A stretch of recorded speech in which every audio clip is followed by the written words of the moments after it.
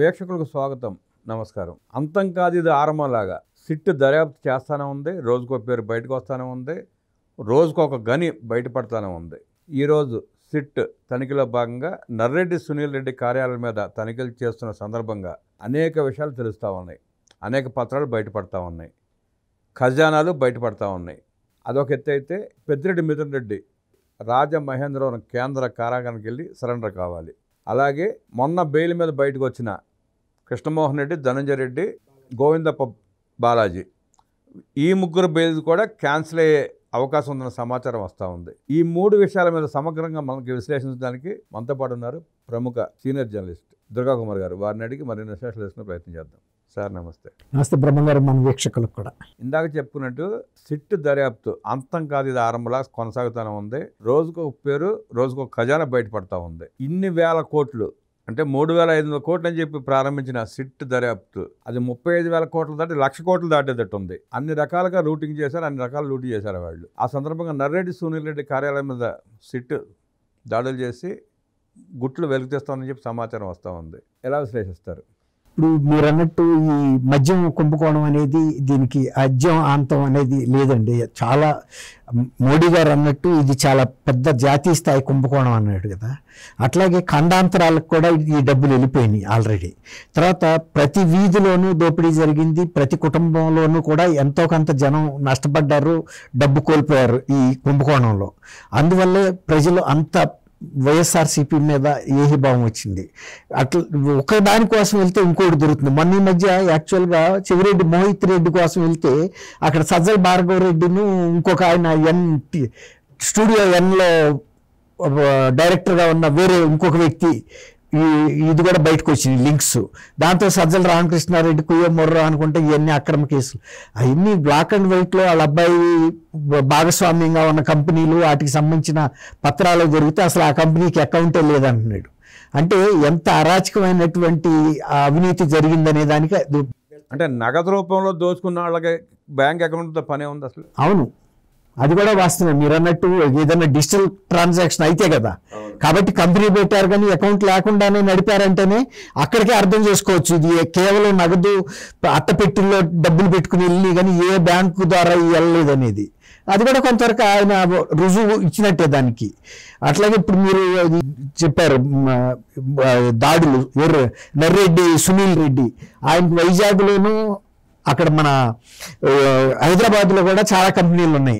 బంజారా హిల్స్లో road number 2, road number 3లో ఉన్నాయి, కమలాపూర్ కాలనీలో ఉన్నాయి, తర్వాత కటేదాన్లో ఉన్నాయి. ఎక్కడంటే అక్కడ ఎన్నో ఆఫీసులు, దాదాపు అన్నీ కొన్ని ఆఫీసెస్ని క్లబ్గా చేసి ఒక కార్యాలయం. వైజాగ్లో కూడా అలాగే ఉన్నాయి, వెస్ట్ స్ట్రీట్ అట్లా అన్నిట్లో. ఇప్పుడు ఏకకాలంలో జరుగుతున్నాయి.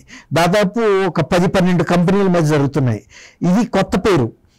వీళ్ళందరూ కూడా మనీ రూటింగ్ అనేది ఏ ఒక్కళ్ళిద్దరు వాళ్ళన్న బాలాజీ అతని పేరు అన్నారు గోవిందప్పే కాదు, బాలాజీ గోవిందప్ప స్కీమ్ ఇస్తాడు కానీ దాన్ని అమలు చేయడానికి ఇంతమంది సిబ్బంది, ఇన్ని కంపెనీలు, ఇన్ని డొల్ల కంపెనీలు అవసరం పడినాయి.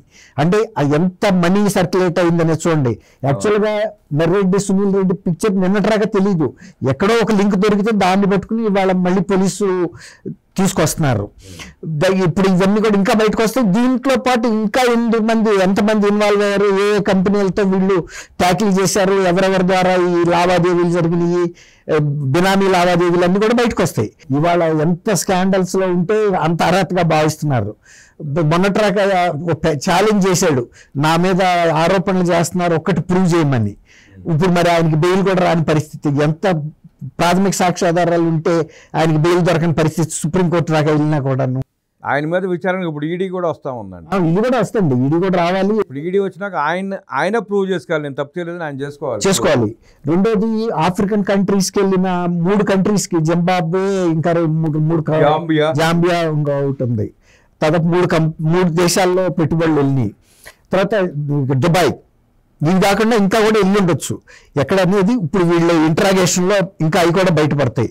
ఇప్పుడు మీరు ఇంతకుముందు కృష్ణమోహన్ రెడ్డి, ధనంజయ రెడ్డి, గోవిందప్ప బాలాజీ వీళ్ళందరికీ బై డిఫాల్ట్ వచ్చిందండి. కానీ సిబిఐ ఆ బెయిల్ని అపోజ్ చేస్తూ హైకోర్టుకి వెళ్ళింది.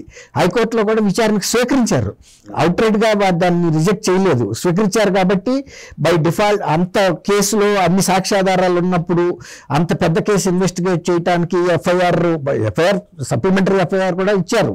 అయినా కూడా దానికి ఇంకా ఫర్దర్ ఛార్జ్ షీట్లు వేయాల్సి ఉన్న సందర్భంలో వీళ్ళు కనుక బయట ఉంటే వాళ్ళని కేసుని ప్రభావితం చేస్తారనే ఉద్దేశం మీద సిబిఐ గట్టిగా వాదిస్తుంది. ఎందుకంటే మీరు ఒక చిన్న సంఘటన గుర్తు చేస్తాను మీకు. సీఎం కార్యాలయానికి సంబంధించిన ఒక ఉన్నతాధికారి భార్య గన్నవరం ఎయిర్పోర్ట్లో కిలోల్లో బంగారం దుబాయ్ నుంచి తీసుకొస్తున్నప్పుడు పట్టుకుంటే దాన్ని మేనేజ్ చేసి కేసు బుక్ చేయకుండా ఆ రోజు జగన్మోహన్ రెడ్డి గారు సీఎంగా ఉన్నాడు, తర్వాత ఏమో మోడీ గారికి ఏమో దత్తపుత్రుడిగా ఉన్నాడు. కాబట్టి అది ఆ స్థాయిలో ఢిల్లీ స్థాయిలో కూడా మేనేజ్ చేయకపోతే అక్కడ కస్టమ్స్ నుంచి బయటకు వచ్చే పరిస్థితి ఉండదు. అది అప్పుడు కిలోల లెక్క వచ్చిందంటే అది అన్ని కూడా ఈ మద్యం కుంభకోణానికి లింక్ ఇప్పుడు తెలుస్తుంది. అంత హెవీ క్వాంటమ్ ఆఫ్ గోల్డ్ తీసుకొస్తున్నారంటేనే అక్కడ ముందుగా డబ్బులు అక్కడికి వెళ్ళటం, అక్కడి నుంచి కొనుక్కుని అది తీసుకురావటం, బంగారము, డైమండ్, ప్లాటినము ఇలాంటి రకరకాల ఖరీదైన లోహాలు కొన్నారు వీళ్ళంతా కూడా. కాబట్టి ఇప్పుడు రేపు హైకోర్టులో సిట్ చేసే వాదంతో ఖచ్చితంగా న్యాయమూర్తులు బహుశా ఈ డిఫాల్ట్ రీజన్తో ఇచ్చిన బెయిల్ని, ఇక్కడ ఏసీబీ కోర్టు ఇచ్చిన బెయిల్ని ఖచ్చితంగా రిజెక్ట్ చేస్తారనే న్యాయవర్గాల్లో మనకు వినపడతా ఉంది. వాళ్ళు కూడా మానసికంగా సిద్ధపడ్డారని చెప్తున్నారు. ఎందుకంటే ఈ బెయిల్ నిలబడదు, ఖచ్చితంగా మళ్ళీ లోపలికి వెళ్లాల్సి వస్తుందని. అంటే కేసు తీవ్రత మనకు అర్థం అవుతుంది. అంటే ఏసీబీ కోర్టు ఇచ్చినా కూడా హైకోర్టులో రిజెక్ట్ అయ్యే పరిస్థితి ఉందంటే కేసులో స్ట్రాంగ్ పాయింట్స్ ఉన్నాయనేది. అందువల్ల ఇప్పుడు నర్రెడ్డి, సునీల్ రెడ్డి మీద దాడులు జరుగుతున్నాయి కదా, వీటి రిజల్ట్స్ కూడా బయటకు వస్తే ఇంకా దీని లింకులు ఎవరెవరు ఉన్నారు, ఏ కంపెనీలతో వాళ్ళు డీల్ చేశారు, వీళ్ళకి అసలు ఎంత అమౌంట్స్ వచ్చినాయి, ఈ కుంభకోణానికి సంబంధించి ట్రాన్స్పోర్టర్స్గా ఉన్నారా, లేకపోతే వీటిని రూటింగ్ చేస్తున్నారా, లేకపోతే డిస్టిలరీస్తో కూడా వీళ్ళు ఏమైనా డైరెక్ట్ కాంటాక్ట్లు ఉన్నాయా అనేది మనకి ఇంకా పూర్తిగా తెలియదు.